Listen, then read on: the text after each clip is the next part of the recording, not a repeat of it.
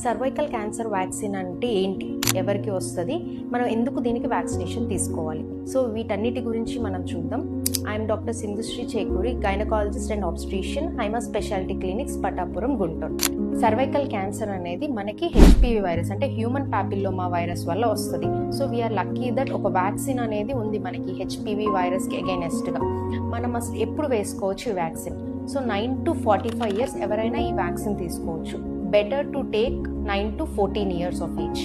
Suppose మీకు ఆ టైంలో తీసుకోకపోతే బెటర్ మ్యారేజ్ ముందు తీసుకోండి, because it's the sexually transmitted virus. So based on your age మీరు ఎన్ని డోసెస్ తీసుకోవాలనేది ఉంటుంది. అండ్ అసలు ఎందుకు దీని గురించి ఇంత అవేర్నెస్ క్రియేట్ చేస్తున్నాము అంటే, cervical cancer is the second most common cancer in India in women.